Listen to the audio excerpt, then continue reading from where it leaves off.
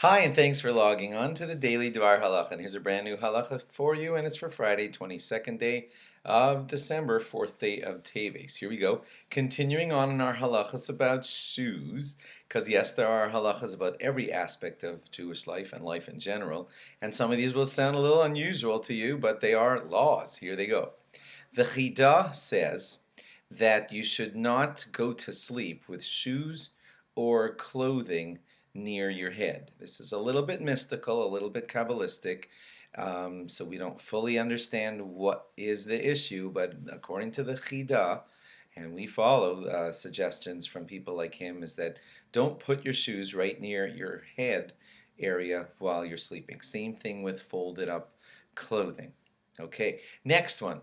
This one's going to sound like just a basic piece of advice, but it also is a halacha, okay? If your shoes are all soaking wet, then halacha states, and good advice states also, don't put your soaking wet feet into leather shoes. It's just bad and problems are going to happen. If you have soaking wet feet and dry socks go over them, and so you're really not having soaking feet against leather shoes, then some of the rabbis of today say, okay, whatever mystical things are going on here or potential sicknesses are avoided, and a lot of rabbis say, okay, if your feet are wet, dry socks go over them, and you go and put that into a leather shoe. Some of you feel like, what? There's halacha about this? Yes, there is. This is from halacha books. And if it's a wet foot, dry socks into a leather shoe, a lot of rabbis say that's fine, don't worry about it. Okay, next one. This one's going to be tough on a lot of you, and that is, mourners don't wear shoes when they're in there 7 days of mourning, and that's as a sign of sadness, and they walk around the house barefoot. And therefore, there are a lot of rabbis who say that it's not a good habit for ordinary people to walk around their house barefoot because it sort of puts you in the symbolism of what mourners do, and therefore they suggest that you keep your shoes on during your time in your house. And some of you listening to this feel like, oh, no, no, no, no, I love being barefoot around the house. So I'm just telling you that there is such a halacha out there that barefoot around the house is not such a good symbol because that's reserved for mourners only. If this is an issue in your life, you may want to talk to your rabbi about it. Maybe he'll say, okay, it's true, but for comfort, if you're lying on the couch, of course you can take your shoes off while you're lying on the couch and watching whatever you're watching. So what can I say? Halacha does state that shoes on in your house is a better way to be, so that you don't mirror the symbolism of what mourners do, and a lot of people find this difficult to do.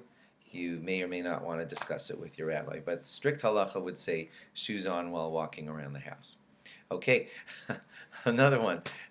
Shoes that are overly tight. And this is a problem sometimes. They're very fashionable shoes. You like the way they look on you, but they're extra tight. That is a problem, in circulation. Just forget halacha for a moment. It's not good for your feet. It causes sores, blisters, etc. But halacha also jumps in and says the same thing, that people should not wear shoes that are overly tight. Because they cause problems, and so there's a halacha. You're not allowed to cause problems to your body. That's how life is in Judaism. Your body is your gift to you from Hashem to be used for your entire life, and we don't want you to mess up any part of you, including your feet. So you're not allowed to wear shoes that are extra tight and cause you feet problems. That's a good piece of advice and also a halacha. And lastly, we're going to close out this topic with one more unusual halacha, and that is, here in the wintertime, okay, for those of you listening in the northern hemisphere, you go into a shul and you just had those cheap rubber overshoes that if you have such things, and you threw them over your shoe and you take them off, and they only cost like $2-3, and they're rubber and they just cover your shoes in the slushy outside. And you find at the end of your time in shul, you come back to where you hung your coat, and it seems like somebody has swapped yours with theirs. And your pair is gone. And sitting right near your coat is somebody else's pair. So in typical halacha, we would say, that's not mine. I'm not allowed to take it. Even though he shouldn't have taken mine, but he left me his, and I don't know who he is, and usually we say, don't wear your friend's thing. Just leave it there. It's not yours.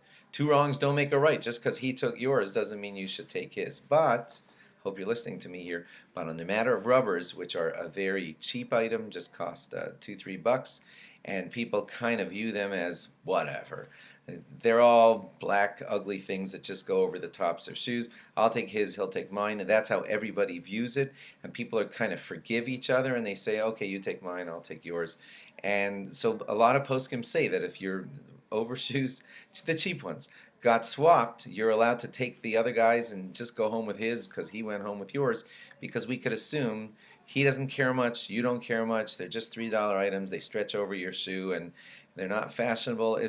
The word mochel would be used here. He probably forgives me for taking his as I forgive him for taking mine, and therefore you could go home with his overshoes if they're those cheap types. That's the halacha. Thanks for logging on. Have a great Shabbos, and log on again tomorrow for more. Bye-bye.